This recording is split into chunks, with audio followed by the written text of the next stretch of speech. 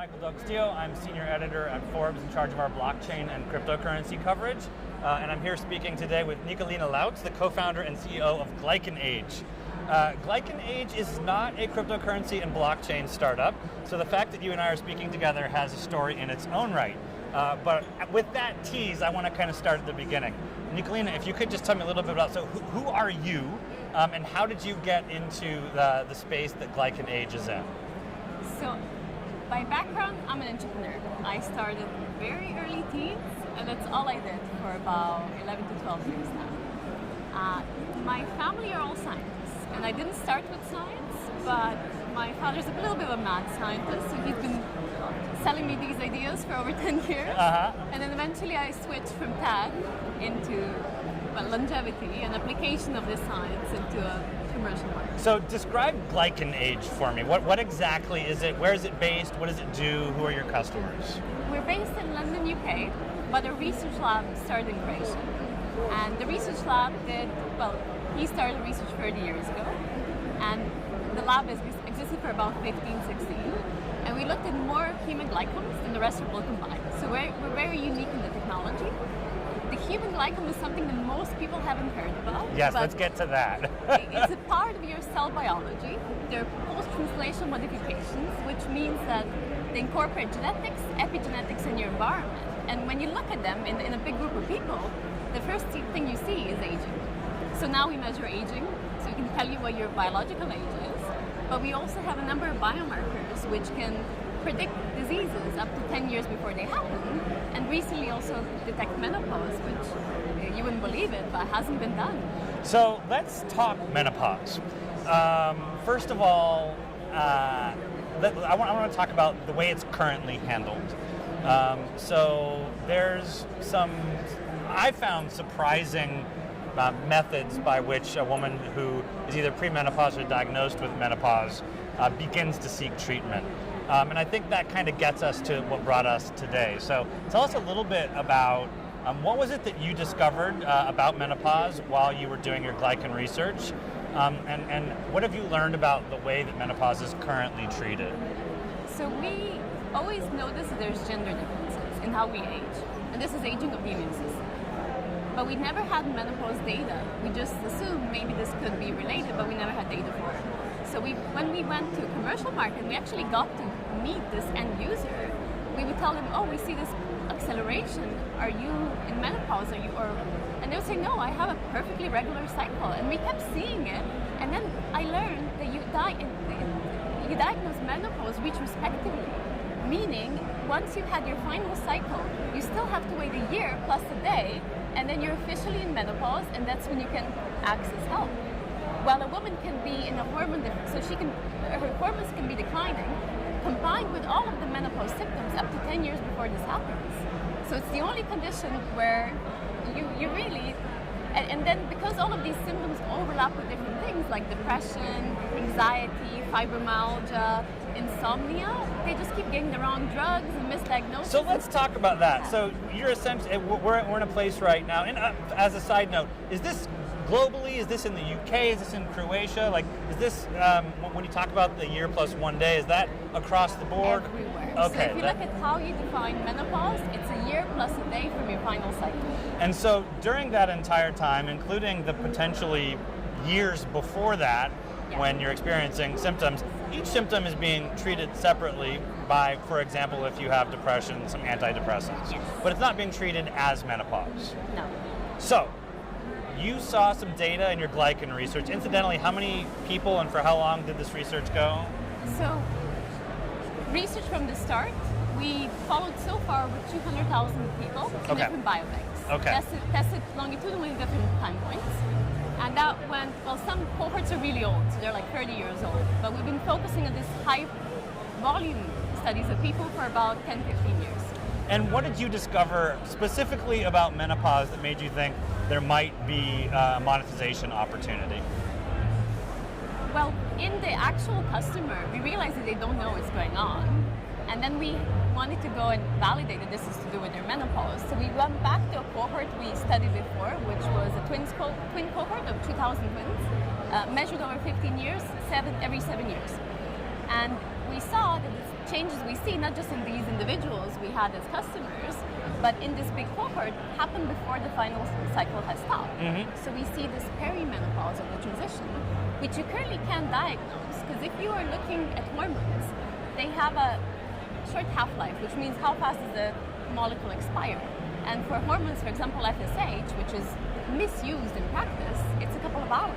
Yeah. So if you measure a woman's hormones in the morning and in the evening and the next day, you're going to have very different results. So you don't really know what's going on. Is there any way to measure like the impact on a woman's wallet as she goes through all these different treatments? Now, somebody really needs to like investigate this, because right now there's estimates. Okay. And there was one estimate made by a female venture fund, and they estimate that a woman spends about $20,000 or 4 to 10 years managing her menopause out of pocket. Okay. And that's both trying to detect it and trial and error therapies. So two potential problems there.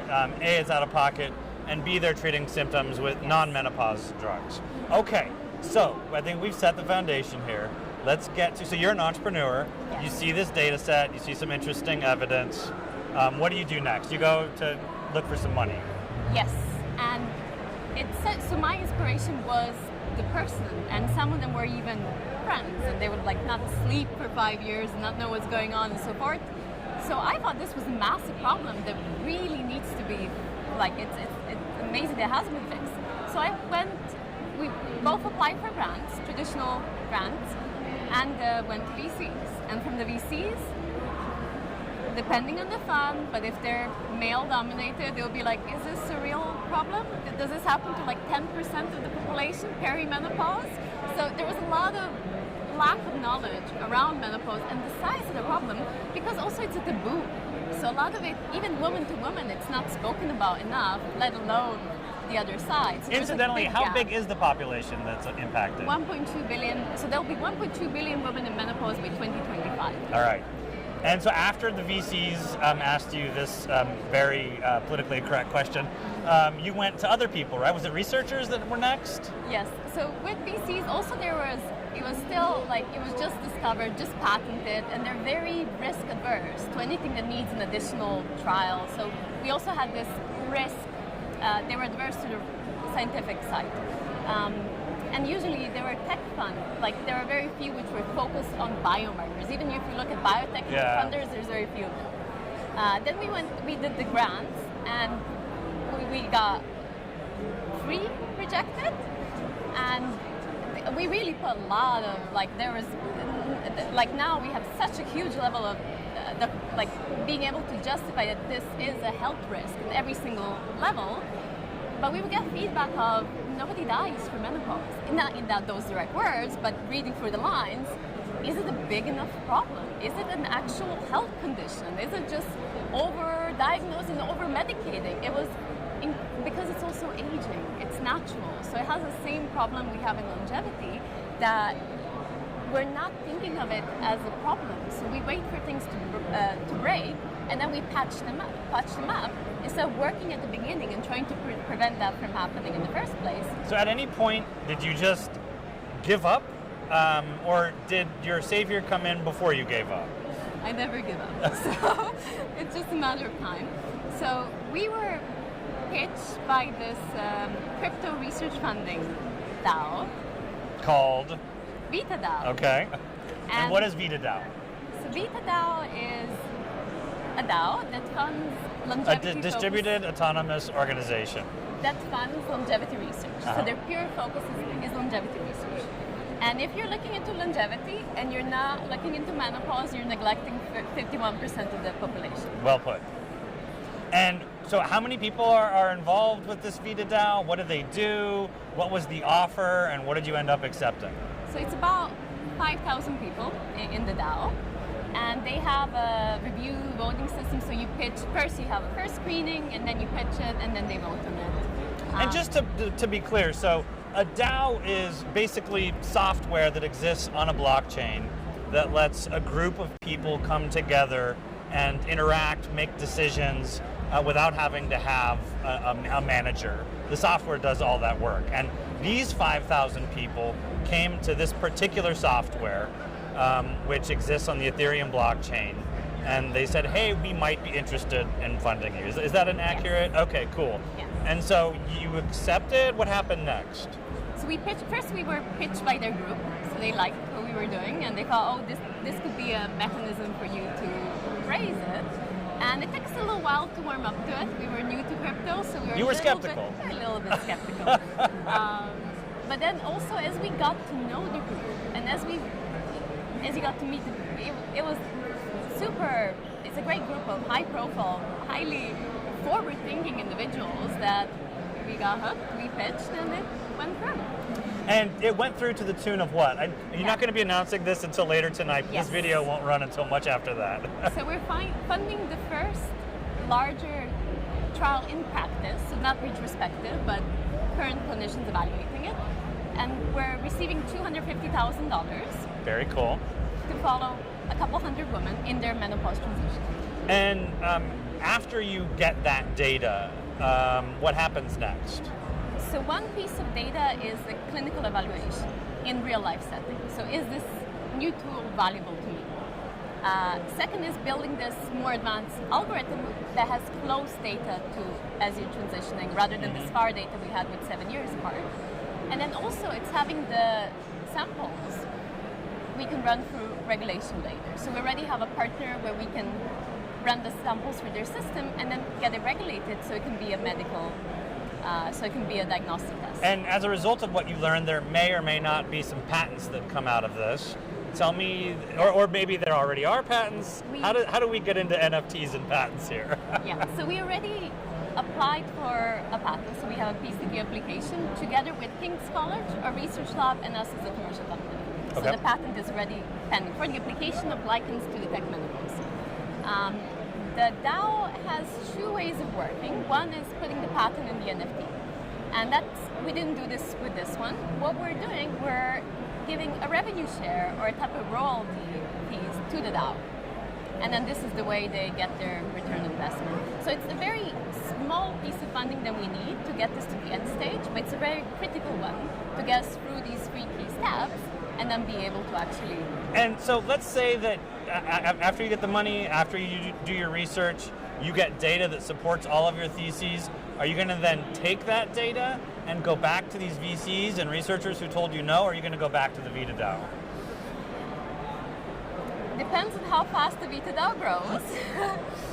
Experience so far is great, and I definitely think they can be a replacement for VC, and it can be a much better one where it's the community, like I wouldn't say it's crowdfunding, but it's also the people who are interested in it who are fueling it, which is a bit better than... Incidentally, so the 5,000 people have invested a total of $2.5 million for a range of between $50,000 and $1 million.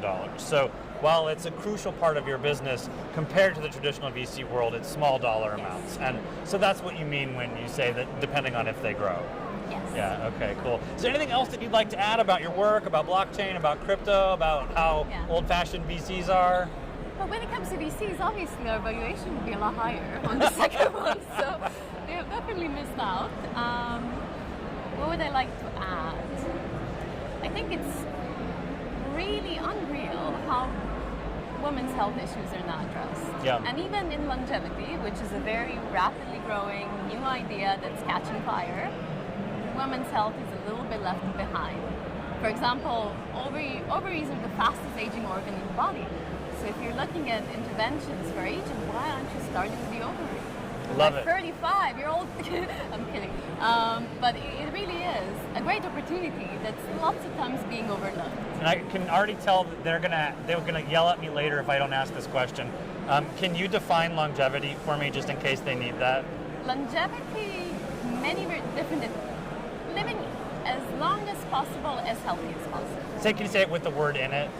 Longevity. So longevity is very complex to define simply, but it's a mission, it's an idea of, rather than us focusing on the individual diseases, let's focus on the cause of all of these diseases, which is aging.